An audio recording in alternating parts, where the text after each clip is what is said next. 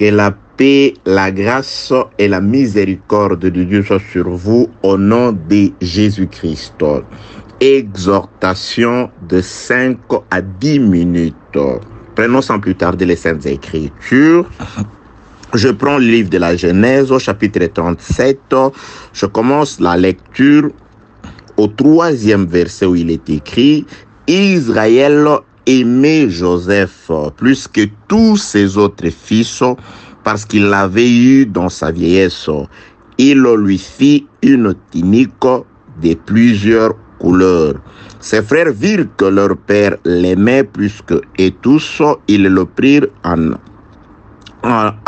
haine et ils ne pouvaient lui parler avec amitié. Que la paix, la grâce et la miséricorde de Dieu soient avec vous au nom de Jésus-Christ. Nous sommes en train de poursuivre dans cette série d'exhortations intitulée « De quelle espèce de vêtements es-tu vêtu ?» Donc là, c'est le Dieu numéro 3 de toutes petites exhortations. N'oubliez pas, en marche de ceci, nous avons un enseignement sur l'exode de bois depuis Tyr jusqu'à Japhos. Que la paix, la grâce et la miséricorde de Dieu soient avec vous. Bien-aimés dans le Seigneur, je voudrais juste prendre très peu de minutes, moins de 10 minutes, pour t'exhorter sur la volonté de Dieu pour toi. Tu te plains parfois, tu te lamentes parfois.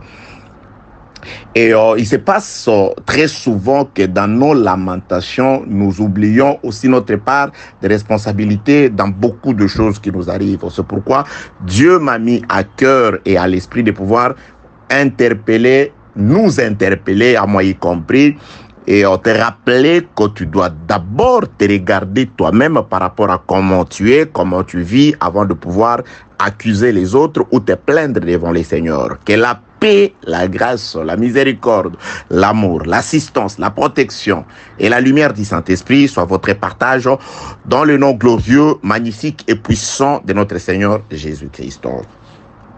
Dans la petite lecture que nous avons faite, bien-aimés dans les Seigneurs, là, il s'agit de comment l'homme de Jacob, appelé aussi Israël, a exprimé son amour vis-à-vis de son fils. Les Écritures rapportent que Jacob aimait Joseph, son fils, plus que tous ses enfants, parce qu'il l'avait eu dans la vieillesse.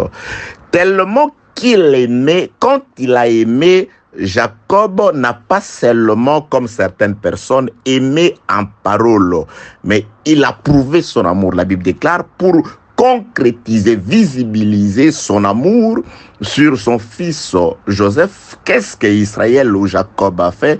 Il lui a fait une tunique à plusieurs couleurs, une tunique, un vêtement qui était différent de tout le monde, différent de tous ses frères. Donc Jacob a ainsi manifesté, extériorisé son amour qu'il avait pour son fils par un vêtement. Là, je m'avais juste exhorté pour te dire, bien-aimé dans le Seigneur, si l'amour de Dieu est sur toi, tu dois être différent de tout le monde. Donc il suffisait juste de voir comment Joseph était habillé par rapport à ses autres frères. On pouvait commencer par se poser des questions. Mais pourquoi est-il ainsi bien habillé par rapport à vous autres? Pourtant, c'est vous qui travaillez parce que lui, il restait auprès du Père. Il était toujours auprès du Père. Et c'est vous qui allez travailler. C'est vous qui... La réponse était simple. Il est ainsi habillé parce que Dieu l'aime. Notre papa l'aime plus que nous tous. L'amour de Dieu sur chacun de nous doit marquer la différence, bien aimé dans le Seigneur. Et une différence extérieure. Tu ne dois pas seulement dire, voilà, Dieu m'aime. Oui, si Dieu t'aime, tu dois être différent de tout le monde.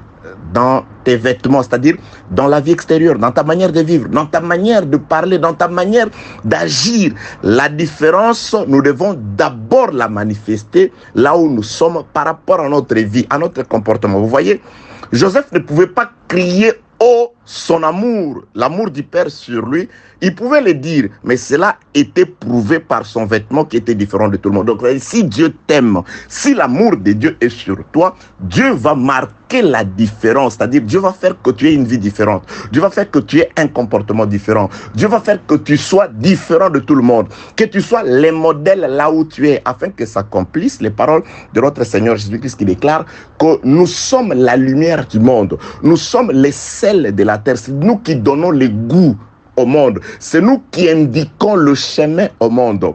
Nous sommes la boussole du monde. Nous sommes les GPS, le GPS du monde. C'est grâce à nous que le monde va connaître la sagesse infiniment variée de Dieu. C'est à nous que le monde doit demander conseil. C'est nous que le monde doit copier. Ce n'est pas à nous de copier le monde. Que la paix de Dieu soit avec vous. Donc, l'amour de Jacob sur son fils Joseph a été matérialisé, visibilisé, concrétisé par un vêtement différent de tout le monde. Si Dieu t'aime, c'est qu'il doit te donner un vêtement différent. Il doit te donner un enseignement exemplaire, différent, une vie différente, un comportement très différent du monde, de manière à ce que tu puisses être les modèles, de manière à ce que tu puisses être celui que le monde copie. Car Jésus-Christ déclare, nous avons deux espèces ou deux catégories de trésors. L'homme bon, il tire des bonnes choses de son bon trésor. Et l'homme méchant aussi, le méchant, il tire aussi des mauvaises choses de son mauvais trésor. Si tu es bon, c'est que Dieu en toi a mis un bon trésor.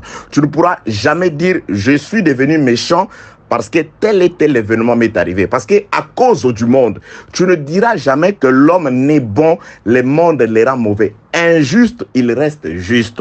Daniel restera juste même à Babylone. Il ne peut pas copier les habitudes de Babylone parce que la justice est en lui.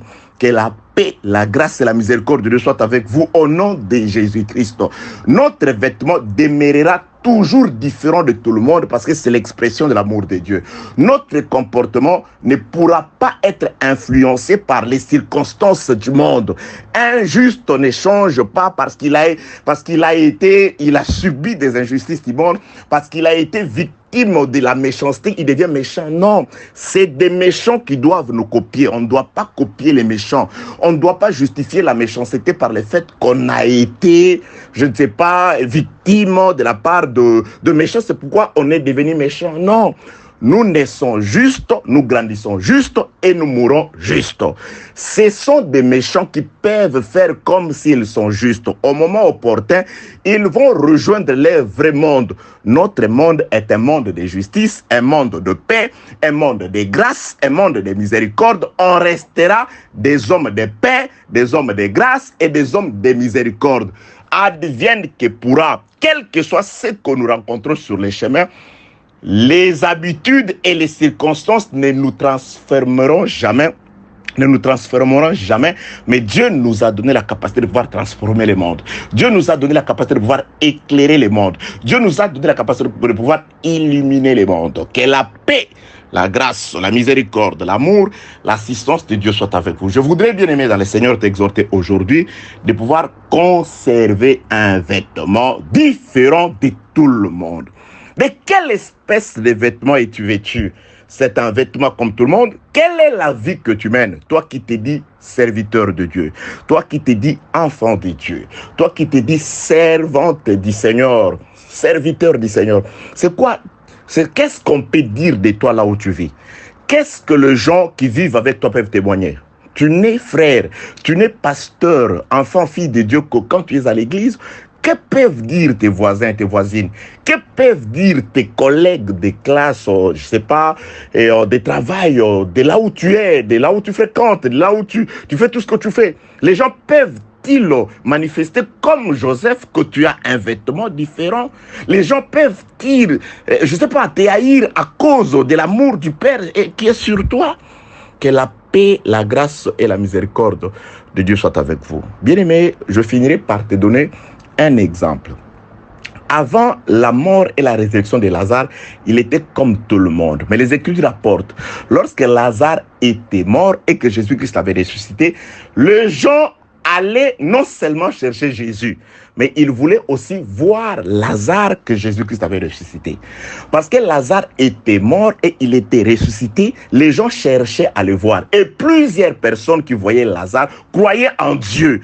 Par le fait que Lazare était mort et ressuscité, il était devenu un sujet d'appeler les gens au Seigneur.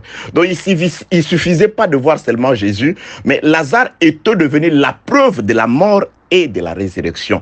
Si nous sommes morts quant à la chair et que nous sommes ressuscités quant à l'esprit, nous devons attirer le monde vers nous. Et ceux qui nous voient doivent croire en Jésus. C'est pourquoi les Juifs avaient résolu non seulement de tuer Jésus, de tuer aussi Lazare, parce que par Lazare, les gens venaient à Jésus. Bien aimé, la résurrection de Jésus-Christ se manifestant en nous, nous devons être de ceux qui attirent comme des aimants, de ceux qui amènent les gens vers Jésus-Christ, notre modèle de vivre, notre manière d'être, parce que nous sommes morts et ressuscités par le Seigneur comme Lazare. Laisse que la paix, la grâce et la miséricorde de Dieu soient avec vous au nom de Jésus.